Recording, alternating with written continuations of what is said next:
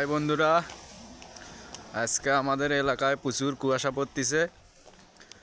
কুয়াশার কারণে সামনে এক হাত রাস্তা দেখা যাচ্ছে না, অনেক কুয়াশা।